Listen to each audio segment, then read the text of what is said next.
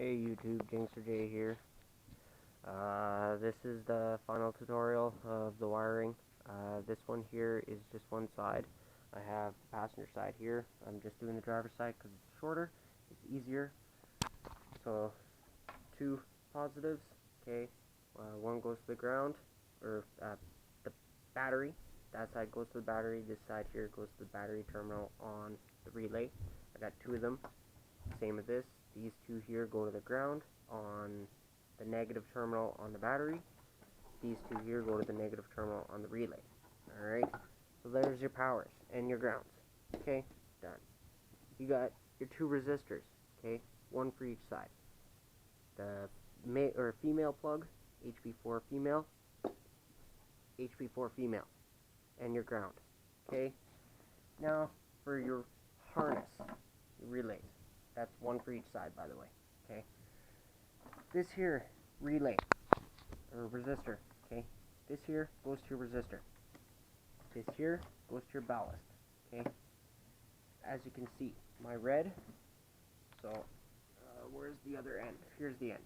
So, as you've seen in my other video, the red is my ballast, black is my trigger. Trigger wire comes around over here. This one, the resistor gets soldered on to the trigger wire, okay, which is obviously there. That goes to the headlight housing. Then it comes over here and it runs over here to the relay, which goes to the trigger.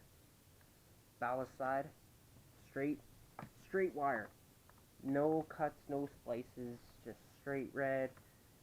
Separates off to the ballast, and then of course the ground.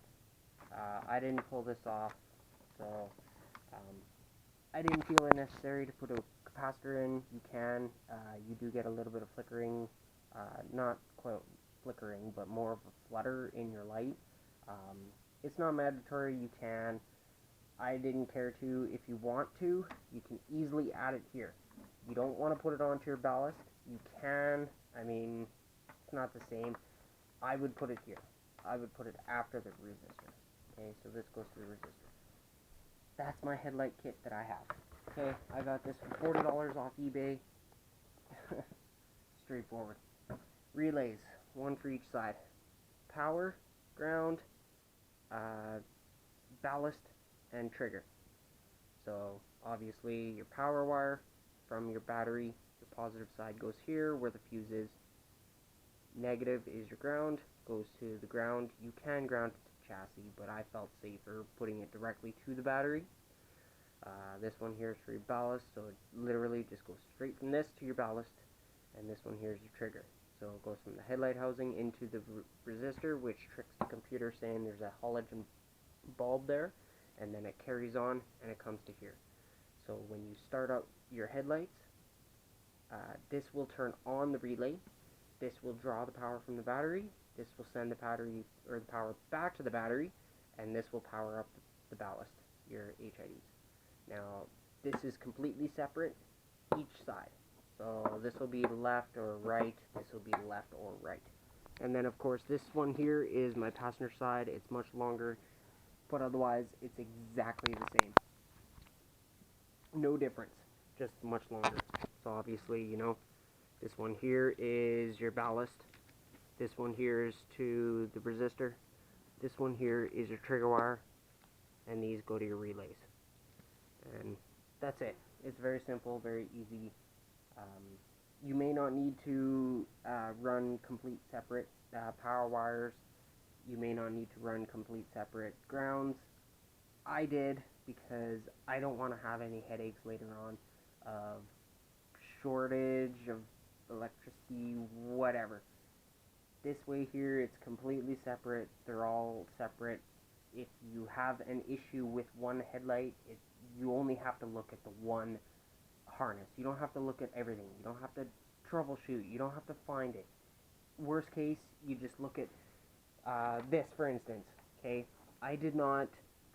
I just got the kit, or the HP4 females and males, and I just soldered them. As you see, this one here actually pulled out on me. It happened to me already. You've seen in the video, it pulled out.